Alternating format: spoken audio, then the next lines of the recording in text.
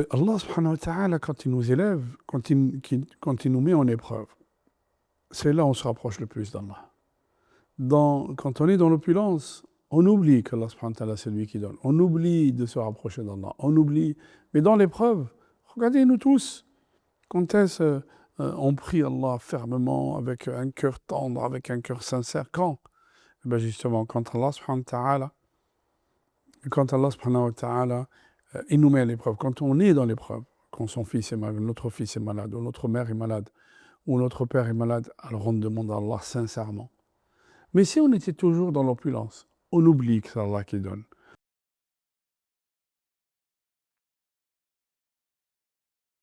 Bismillah, walhamdulillah, wassalatu wassalamu ala rasulillah. Rabbi shrah li sadri wa yassir li amri wahlul 'uqdatan min lisani yafqahu qawli. Subhanaka la ilma lana illa ma 'allamtana innaka antal 'alimul hakim. اللهم علمنا ما ينفعنا وانفعنا بما علمتنا وزدنا علما. إخواني أخواتي السلام عليكم ورحمة الله تعالى وبركاته. Nous sommes toujours avec Surat Yusuf. Je pense qu'on s'est arrêté sur l'aya 90 où Allah subhanahu wa ta'ala il nous décrit comment Yusuf s'est présenté à ses frères quand ils l'ont reconnu. قالوا إنك لأنت يوسف, quand il leur pose la question qu'est-ce que vous avez fait de Yusuf et de son frère, قالوا إنك لأنت يوسف قال أنا يوسف وهذا أخي قد من الله علينا إنه من يتقي ويصبر فإن الله لا يضيع أجر المحسنين. Celui qui craint Allah subhanahu wa ta'ala, qui patiente, Allah subhanahu wa ta'ala ne fera pas perdre. Son action n'est pas vaine. L'action de l'muhsin n'est jamais vaine. En fait, c'est une grande leçon pour nous, cette ayah. Et on avait dit, Surat Yusuf, elle a deux clés de voûte, qui est cette ayah, إنه من يتقي ويصبر فإن الله لا يضيع أجر المحسنين. Celui qui craint Allah subhanahu wa ta'ala, une crainte révérentielle. Yasbir, c'est-à-dire qu'il patiente et endure. Allah subhanahu wa ta'ala la yudhi'u ajra al-muhsinin. Allah subhanahu wa ta'ala ne lui fait pas perdre la récompense de ceux qui ont œuvré et qui ont été bienfaisants dans leur cheminement vers Allah. Ça, c'est la première. Et la première clé ça, c'est la deuxième clé de voûte, pardon. Et la première, c'est Wallahu ghalibun ala amrihi walakinna akthara an-nasi la ya'lamun. Allah est Seigneur dans son commandement, mais la plupart des gens ne savent pas. Allah subhanahu wa ta'ala, quand il décide quelque chose, la terre entière, elle peut venir contre lui. Non, ça ne marchera pas. Parce que Allah subhanahu wa ta'ala, quand il décide de protéger quelqu'un, même si toutes les puissances se mettent contre lui, Allah subhanahu wa ta'ala décide de le protéger. Vous voyez, c'est innahu man yattaqi wa yasbir. فإن الله لا يضيع أجر المحسنين والله غالب على أمره ولكن أكثر الناس لا يعلمون. Alors, là on rentre, Inch'Allah, dans les dernières parties. Là, ses frères, قالوا تالله لقد آثرك الله علينا وإن كنا لخاطئين.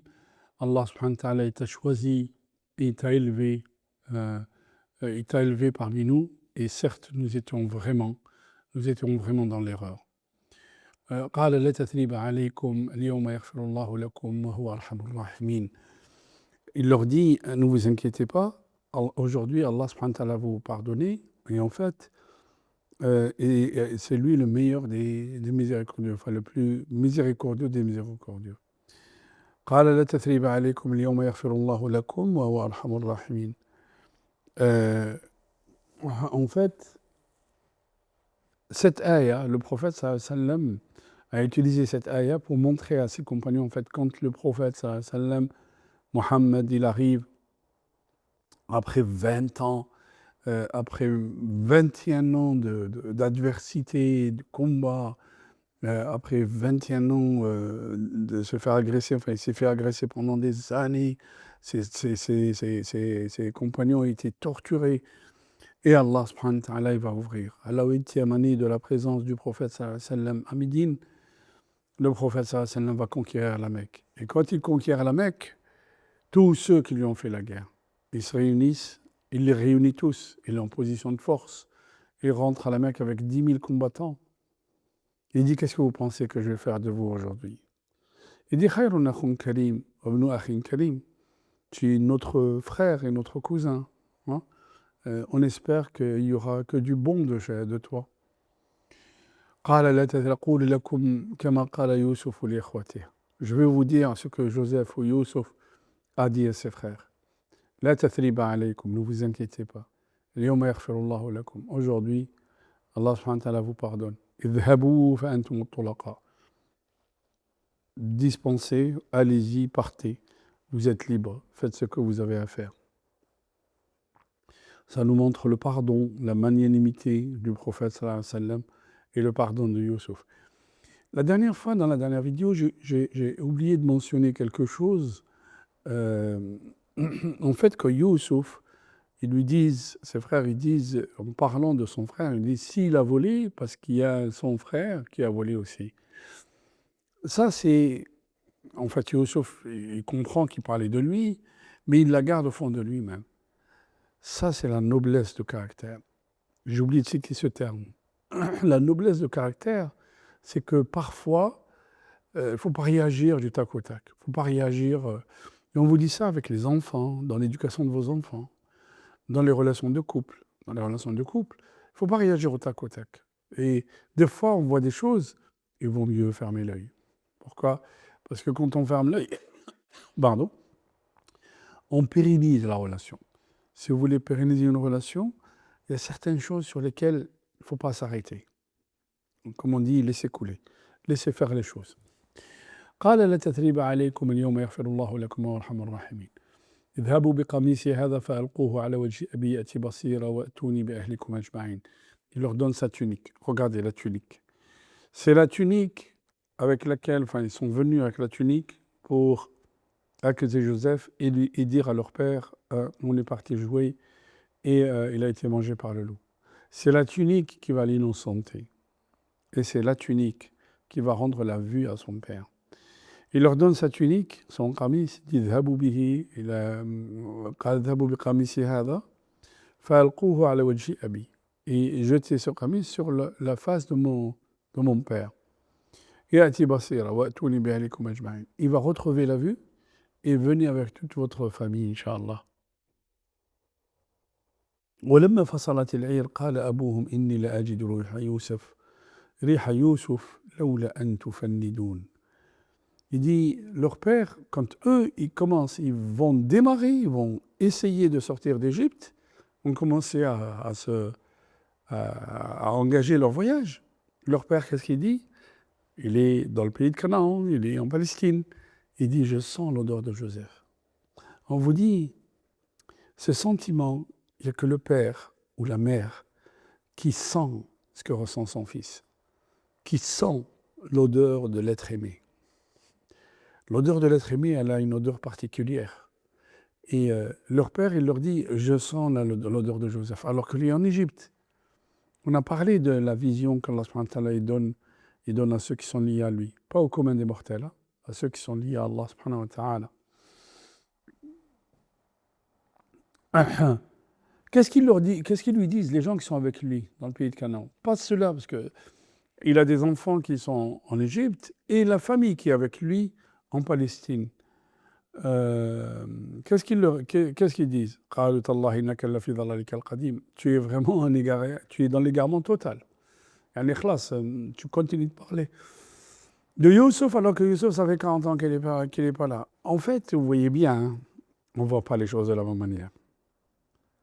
On ne voit vraiment pas les choses de la même manière.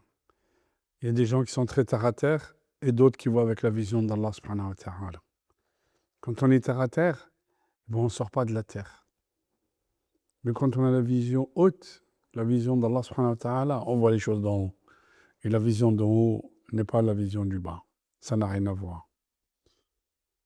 قالوا تالله لقد إنك لفي ضلالك القديم فلما جاء البشير ألقاه على وجهه فارتد بصيرا قال ألم أقل لكم إني أعلم من الله ما لا تعلمون قالوا يا أبانا استغفر لنا ذنوبنا إنا كنا خاطئين قال سوف أستغفر لكم ربي إنه هو الغفور الرحيم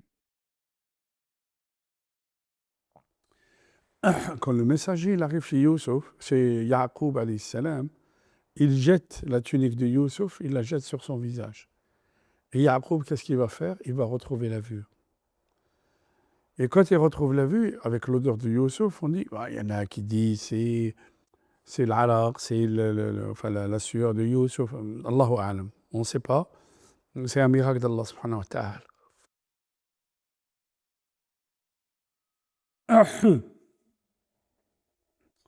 Il dit à ses enfants, ne vous ai-je pas dit que je sais d'Allah ce que vous ne savez pas? Et là, les enfants, ils reconnaissent leurs erreurs et qu'ils ont fait un mal terrible à leur père. Mais vraiment, ils ont fait un mal terrible. En fait, ils ont fait un mal terrible qui a fait souffrir leur père. قالوا يا أبانا استغفر لنا ذنوبنا إننا كنا خاطئين. Ils ont fait un mal terrible à leur père à tel point qu'il perd la vue. Mais en voulant faire le mal à leur frère, ils lui ont fait un cadeau en fait. C'est par le mal qu'ils voulaient faire à leur frère, peut-être que Youssouf, s'il était resté en Palestine, il n'aurait jamais interprété le rêve du roi, et il ne serait jamais devenu le confident du roi et le gestionnaire des dépôts du roi. Vous voyez, subhanallah al-azim. Pardon. Donc, ils ont fait, il y a deux mots en fait, hein, mot M-A-U-X, il y a deux mots qu'ils ont fait. Ils ont fait du mal à leur père, ils ont fait du mal à leur frère. Mais leur père, avec le mal qu'ils lui ont fait, il a perdu la vue, pardon. L'autre, alhamdulillah, hein, enfin, il a été élevé dans la vie qu'il a menée. قال سوف أستغفر لكم ربي إنه هو الغفور الرحيم. Il dit, Yaqub, il dit, je vais demander à Allah de vous pardonner, parce que c'est lui qui pardonne tout. ولما دخلوا على يوسف آوى إليه أبويه وقال ادخلوا مصر إن شاء الله آمنين. Et quand il rentre sur Youssouf, alayhi salam, qu'est-ce qu'il fait? Non seulement il embrasse et il enlace ses parents, et il leur dit, Inch'Allah, vous allez séjourner en Égypte et vous serez en sécurité et en fait, je vais m'occuper de vous. Ne vous inquiétez pas. ورفع أبويه على العرش وخروا له سجدا وقال يا أبتي هذا تأويل رؤياي من قبل قد جعلها ربي حقا وقد أحسن بي إذا أخرجني من السجن وجاء بكم من البدو من بعد أن نزغ الشيطان بيني وبين إخوتي إن ربي لطيف لما يشاء إنه هو العليم الحكيم. Et il élève Youssouf, il élève ses parents sur le trône et ses frères وخروا له سجدا se mettent tous en prosternation devant lui. وقال يا أبتي هذا تأويل رؤياي. Il dit à son père, voici l'interprétation de mon rêve au préalable. Allah subhanahu wa ta'ala a fait de ce rêve une réalité. C'est quelque chose de véridique. Et Allah subhanahu wa ta'ala, il est tellement bon avec nous, hein, qu'il est tellement bon, il est ahsana ibi, il m'a fait sortir de prison et il vous a fait venir de la campagne ici. Pourquoi? Après cette insufflation de shaitan entre moi et mes frères. Vous voyez bien sa magnanimité, sa grandeur d'esprit, sa grandeur d'âme. Il dit pas après que mes frères ils m'ont fait ce qu'ils m'ont fait. Non, il dit pas ça. Il dit shaitan, c'est lui qui était la cause de la discorde qu'il y avait entre moi et mes frères. Subhanallah. Et Allah subhanahu wa ta'ala est subtil dans ses commandements. Allah latif. Les subtils, Allah latif lima yasha, innahu huwa al-alim al-hakim. C'est lui l'omniscient et c'est lui le sage. Alors, à la fin de tout ça, regardez ce qu'il nous dit Allah subhanahu wa ta'ala. À la fin de tout ça, Youssouf, on voit bien que, en fait, Youssouf, il voit bien que sa vie, elle arrive à son terme. Il a vécu toutes ces épreuves. Ensuite, Allah subhanahu wa ta'ala lui donne quelque chose d'extraordinaire. Il lui donne le pouvoir en Égypte. Il lui donne le pouvoir. Et Youssouf, il comprend qu'après avoir atteint le summum, je dirais, de sa gloire, il sait qu'est-ce qui lui reste. Il a tout eu dans cette vie. Qu'est-ce qui lui reste? Eh bien, d'être à proximité d'Allah subhanahu wa ta'ala. Et là, il va dire quelque chose, Youssouf, il va dire quelque chose. ربي قد آتيتني من الملك وعلمتني من تأويل الأحاديث فاطر السماوات والأرض أنت ولي في الدنيا والآخرة توفني مسلما والحقني بالصالحين. Il dit Seigneur, tu m'as donné un pouvoir extraordinaire. Tu m'as appris des choses extraordinaires. Tu m'as appris l'interprétation des paroles. C'est toi qui es le créateur des cieux et des terres. Et tu es mon Seigneur et je suis lié à toi, ya Allah. Je suis lié à toi, fi dunya ou l'akhira. Qu'est-ce qu'il demande à Allah? Il demande à Allah, yatawaffah, c'est-à-dire qu'il le rende à lui, musliman. Ya Rab, tawaffana kulluna muslimin, incha'Allah. Tawaffani musliman wa alhaqni bis salihin. Et rapproche-moi et fais-moi découvrir et fais-moi rencontrer as-salihin, les bonnes gens qui sont auprès de toi. En fait, il demande à Allah de revenir vers lui. Omar ibn Khattab, dans sa dernière année, il fait le Hajj. Dans sa dernière année de pouvoir, il fait le Hajj. Il dit Ya Rab, qad shaba sha'ri. Je n'arrive plus, Ya Rabbi. Je n'arrive plus à porter ce message. Je suis vraiment fatigué. Ya Rab, tawaffani. Et il n'a pas tourné l'année. Il fait le Hajj. Quand ils étaient en train de jeter le jamarat, il y a quelqu'un qui a jeté le jamarat et qui a touché Omar et qui l'a blessé à la tête. Certains ont interprété ça comme quoi que Omar, il allait revenir vers Allah subhanahu wa ta'ala, que c'était sa dernière année et qu'il allait revenir vers Allah subhanahu wa ta'ala. En fait, le prophète sallallahu alayhi wa sallam, dans le Coran, quand il a fait Hajjat al-Wada', la dernière Hajj qu'il a fait, le prophète, l'aya qui est descendue, Al-yawma akmaltu lakum dinakum wa atmamtu alaykum ni'mati wa raditu lakum l'islam ad-dina. Aujourd'hui, je vous ai parachevé votre religion, je vous ai atmamtu alaykum ni'mati wa raditu lakum l'islam ad-dina. Je vous ai parachevé, astaghfirullah. Al-yawma akmaltu lakum dinakum wa atmamtu alaykum ni'mati wa raditu lakum l'islam ad-dina. Et je vous ai comblé de mes bienfaits et je vous ai choisi l'islam comme doctrine et comme religion. Abou Bakr, il pleure. Pourquoi il pleure? Parce qu'il a compris que la mission du prophète sallallahu alayhi wa sallam était finie. Et donc, quand la mission est finie, tu reviens vers Allah. Ibn Abbas, إِذَا جَاءَ نَصْرُ اللَّهِ وَالْفَتْحِ, quand cette sourate est descendue, quand la victoire d'Allah subhanahu wa ta'ala et l'ouverture d'Allah viennent, il a compris que c'est Ajalu Rasulillah, que la mission aussi du prophète sallallahu alayhi wa sallam est finie et que le prophète allait revenir vers Allah subhanahu wa ta'ala. Pareil, les compagnons, ils ont compris que c'était fini. Maintenant, une subtilité. Vous avez vu combien d'années Youssouf il a souffert.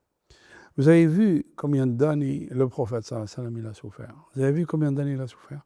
Combien d'années Combien d'années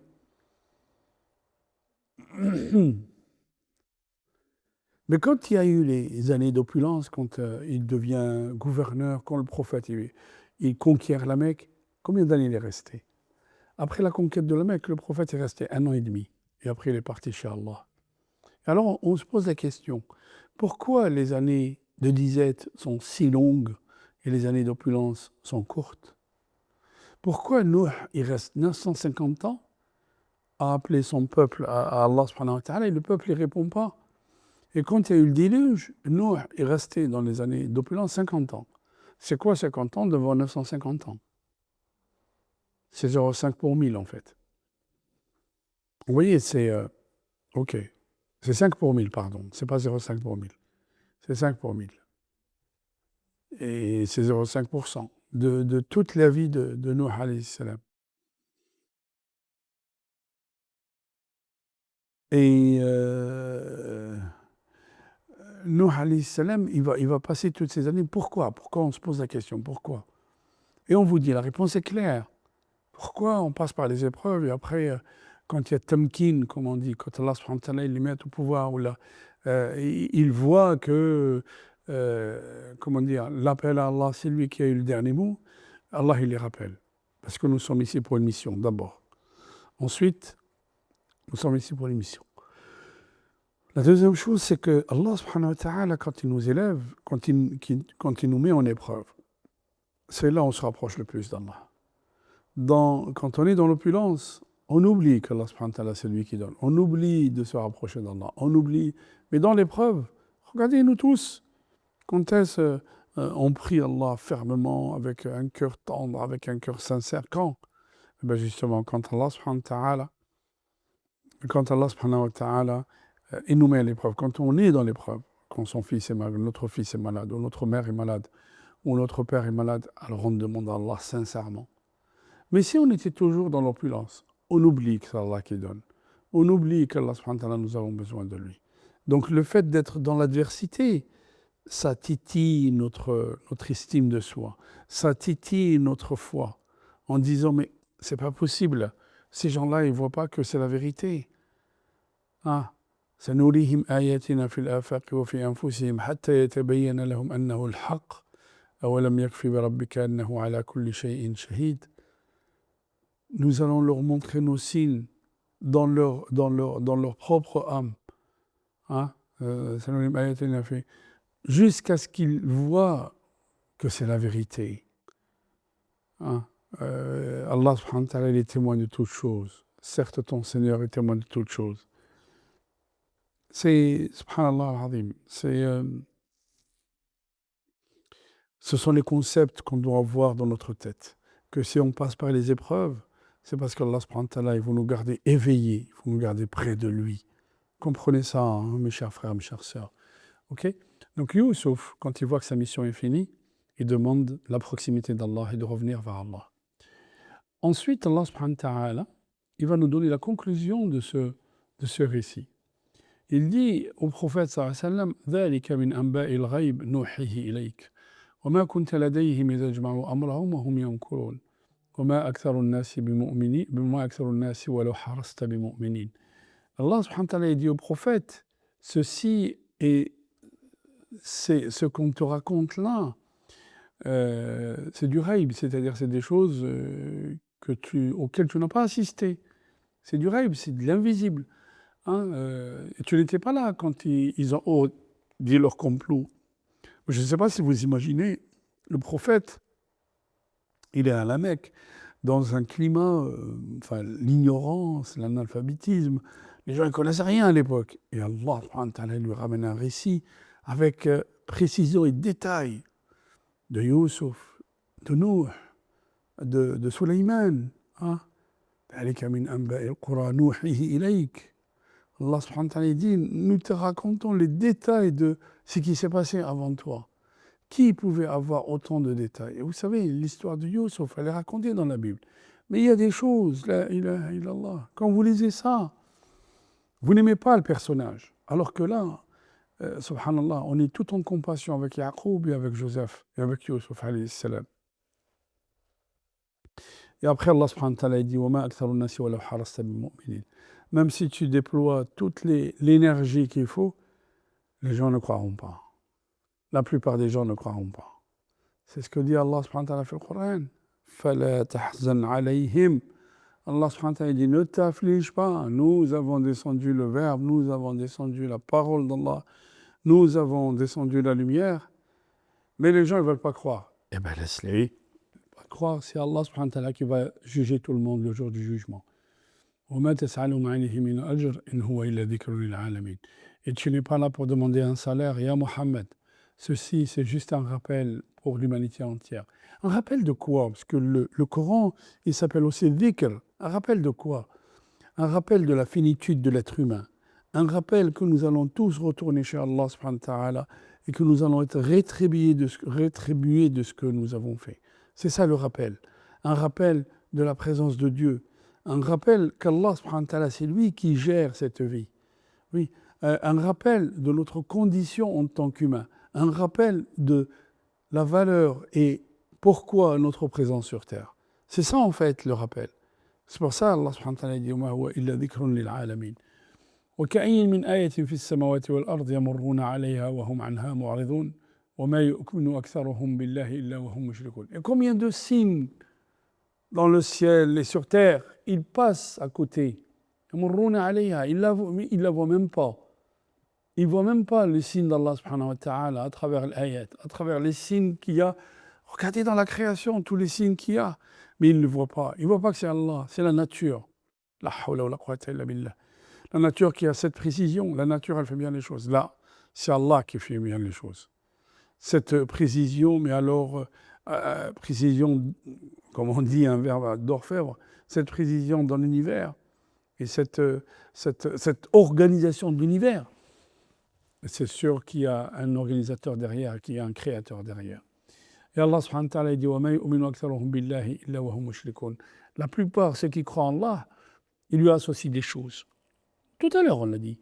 Nous, on croit que c'est Allah al-Razaq, mais on finit par adorer quoi? Le moyen, par adorer le patron. On croit qu'Allah subhanahu wa ta'ala, c'est lui qui donne, mais on finit, vous savez, il y a des gens qui adorent leurs enfants. Pourquoi Allah subhanahu wa ta'ala dit à Ibrahim, il faut que tu émoules ton fils? Parce que l'amour d'Ibrahim pour son fils, c'était un amour paternel normal qu'Allah subhanahu wa ta'ala a mis dans l'homme. Mais en fait, si tu aimes Allah, à un moment donné, tu enlèves tous ces comment dire, ces appendices qui collent à l'amour d'Allah subhanahu wa ta'ala. Mais Allah, il ne voulait pas qu'il immole son fils. C'est pas ce qu'il voulait, Allah. Il voulait enlever le hubb zaïd, c'est-à-dire l'amour qui est en surplus vis-à-vis d'Allah subhanahu wa ta'ala. Et c'est pour ça qu'Allah subhanahu wa ta'ala il dit وَمَا يُؤْمِنُ أَكْثَرُهُم بِاللَّهِ إِلَّا وَهُم مُشْرِكُونَ. Ensuite, Allah subhanahu wa ta'ala dit أَفَأَمِنُوا أَن تَأْتِيَهُمْ غَاشِيَةٌ مِنْ عَذَابِ اللَّهِ أَوْ تَأْتِيَهُمُ السَّاعَةُ بَغْتَةً وَهُمْ لَا يَشْعُرُونَ. Et pense-t-il quoi qu'il y a Allah subhanahu wa ta'ala qui vient avec un châtiment d'un coup, d'une manière fulgurante et d'une manière sans une annonce au préalable, sans qu'ils soient au courant et sans qu'ils le ressentent.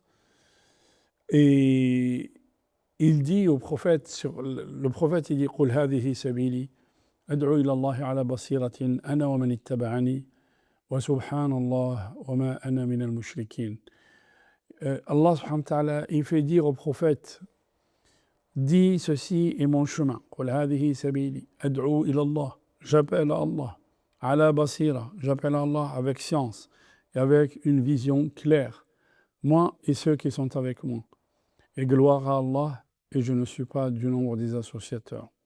Ensuite, Allah subhanahu wa ta'ala dit وَمَا أَرْسَلْنَا مِنْ قَبْلِكَ إِلَّا رِجَالًا نُوحِي إِلَيْهِمْ مِنْ أَهْلِ الْقُرَى أَفَلَمْ يَسِيرُوا فِي الْأَرْضِ فينظروا كيف كان عاقبة الذين من قبلهم ولدار الآخرة خير للذين اتقوا أفلا تعقلون. Allah subhanahu wa ta'ala dit ce que nous avons envoyé avant toi, nous avons envoyé que des hommes et à qui nous avons révélé notre message. Ces gens-là qui disent que tu es un menteur, ils ne sont pas baladés, ils n'ont pas voyagé, ils n'ont pas marché sur terre, ils n'ont pas parcouru la terre pour voir la fin de ceux qui ont mécru. Vous savez, aujourd'hui, si vous allez du côté du lac de Tibériade, on vous dit, c'est là où il y avait la terre de Sodome et Gomorrhe. Sodome, c'est Qawm Lut, c'est la terre de Lot. Ceux qui faisaient ces turpitudes-là, pour lesquels on nous parle aujourd'hui comme quoi c'est quelque chose qu'on ne devrait pas condamner, c'est quelque chose de normal, l'être humain. Non, Allah subhanahu wa ta'ala قال وخلقنا من كل شيء زوجين. C'est ça ce que dit Allah subhanahu wa ta'ala. Toute chose, on a fait un couple, un mâle et une femelle. Et ces gens-là qui ont trahi la fitra d'Allah subhanahu wa ta'ala, Allah a envoyé Jibril, il a retourné les choses sur eux. Il a retourné leur maison. Comme eux, ils ont retourné la fitra d'Allah, Allah a retourné leur maison. Et on vous dit à cet endroit, il n'y a rien qui pousse, c'est du soufre. Rien qui pourra pousser. Rien ne poussera. Et Allah subhanahu wa ta'ala, c'est ce qu'il dit dans cette ayah. Ils ne sont pas passés par des demeures et des villes où les gens qui étaient là, qui étaient opulents, où est-ce qu'ils sont aujourd'hui? Tu entends parler de ces gens-là? Tout le monde va partir. Nous sommes tous, la finitude fait partie de l'être humain et nous allons tous partir.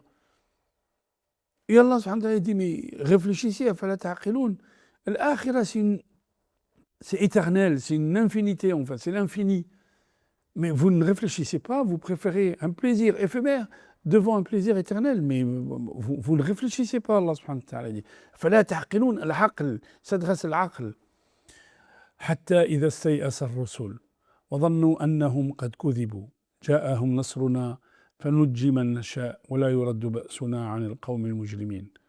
Allah subhanahu wa ta'ala dit, ainsi quand le désespoir atteint qui ar-rusul, les messagers d'Allah, ceux qui ont été choisis par Allah, sont touchés par le désespoir. Ils pensent que tout est fini et que personne ne va les croire. Allah subhanahu wa ta'ala, il va envoyer, il va le rouvrir. Ja'ahum nasruna, il va le rouvrir. Fanujji man nasha. Et Allah subhanahu wa ta'ala va, non seulement il va le rouvrir, mais en plus, il va donner secours à qui il veut. Ok? وَلَا يُرَدُّ بَأْسُنَا عَنِ الْقَوْمِ الْمُجْرِمِينَ. Et quand Allah subhanahu wa ta'ala, il veut châtier al-qawm al-mujrimin, les gens qui sont mujrimin, les criminels, il les châtiera avec force, et c'est lui qui décide. La dernière ayah de surah dit لَقَدْ كَانَ فِي قَصَصِهِمْ عِبْرَةٌ لِأُولِي الْأَلْبَابِ مَا كَانَ حَدِيثًا يُفْتَرَى ولكن تصديق الذي بين يديه وتفصيل كل شيء وهدى ورحمة لقوم يؤمنون. Allah subhanahu wa ta'ala nous dit ceci dans le récit de ces gens-là qui vous ont précédés, c'est juste des leçons. Des leçons pour qui? Pour les gens doués d'intelligence. Les compagnons, quand ils entendaient le mot doué d'intelligence sur le Coran, ils pleuraient. Pourquoi? Parce qu'ils comprenaient qu'Allah subhanahu wa ta'ala s'adresse aux gens qui réfléchissent. Mais des fois, quand il ne comprenait pas, il pleurait. Pourquoi? Il dit, donc je ne suis pas doué d'intelligence, parce que je n'ai pas compris l'ayah. Vous voyez?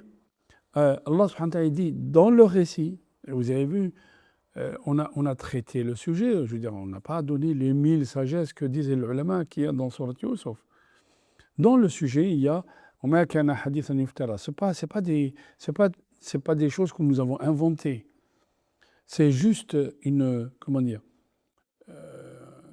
vérité qu'Allah subhanahu wa ta'ala, il applique, il décide de la mettre entre vos mains pour que vous compreniez que ce que vous subissez, les gens avant vous l'ont subi. Pour que vous sachiez qu'Allah subhanahu wa ta'ala met des sunan, des règles sur terre, que l'épreuve fait partie de la vie de l'être humain, que l'épreuve fait partie de quoi? De celui qui appelle à Allah, que celui qui en vérité, il sera toujours éprouvé. Et ensuite, il dit tafsil kull shay, Allah subhanahu wa ta'ala a détaillé toutes choses, mais aussi c'est une guidance. Et rahma li qawmin yu'minun. Pourquoi il dit rahma? Parce que la rahma, quand tu comprends ce qu'Allah subhanahu wa ta'ala il veut de toi, la rahma elle descend sur toi. Tu comprends que par ce que tu passes, Allah subhanahu wa ta'ala il est en train de te préparer une maison au paradis, une maison éternelle. Rahma. Allah subhanahu wa ta'ala il nous dit ceci est un récit pour que vous compreniez les choses de la vie, pour que vous compreniez que ce que vous subissez, avant vous, les gens l'ont subi. Avant vous, Moussa alayhi salam, avant vous, il y a Moussa, il y a Haroun, il y a l'autre, il y a Youssouf. Et on avait dit au début, si vous vous souvenez, en commençant la sourate, Allah subhanahu wa ta'ala, cette sourate, qui est la sourate 12, elle vient après la sourate 11, qui est sourate Hud. Et dans sourate Hud, Allah subhanahu wa ta'ala, il lui parle des gens qu'il a châtiés. C'est-à-dire ceux qui ont mécru les messagers, ils ont tous été anéantis. Et le prophète, ce n'est pas ce qu'il voulait pour son peuple. Et Allah subhanahu wa ta'ala lui ramène une sourate qui finit bien. Il va voir l'épreuve de Yaqub, l'épreuve de Youssouf, qui sont les descendants d'Ibrahim et de Ishaq. Mais l'histoire, elle finit bien. C'est-à-dire que Youssouf, alayhi salam, il va conquérir carrément le pouvoir en Égypte. Il va ramener sa famille. Et sa famille, après des années de disette, ils vont retrouver une civilisation. Ils vont retrouver une bonne vie. Vous voyez? Et c'est ce qu'il lui dit Allah. Il lui dit, toi, tu ne veux pas de cette fin-là qui a atteint les gens de Lot, les gens de Houd, le peuple de Lot, de Houd, de Pharaon. Donc, fasbir, regarde Youssouf, il est passé quand même par des épreuves. Et toi aussi, tu passeras par des épreuves. Mais Allah, subhanahu wa ta'ala, il va t'ouvrir. C'est un message pour nous, ayyuhal ikhwa. Pour nous, c'est un message pour nous. Pourquoi? tout ce qu'on subit comme adversité, comme insulte, comme à longueur de journée, Allah subhanahu wa ta'ala vous dit tout ça, c'est éphémère. Et tout ça, ça fait partie des règles de vie, des choses de la vie. Parce qu'on va subir tout ça, mais demain, on se retrouvera tous devant Allah subhanahu wa ta'ala. Qu'Allah subhanahu wa ta'ala facilite à tout le monde et qu'Allah subhanahu wa ta'ala nous donne la compréhension de ce bel ouvrage qui est le Coran al-Karim. أقول قولي هذا وأستغفر الله لي ولكم فاستغفروه يغفر لكم إنه هو الغفور الرحيم سبحانك اللهم وبحمدك أشهد أن لا إله إلا أنت أستغفرك ونتوب إليك سبحان ربك رب العزة عما يصفون وسلام على المرسلين والحمد لله رب العالمين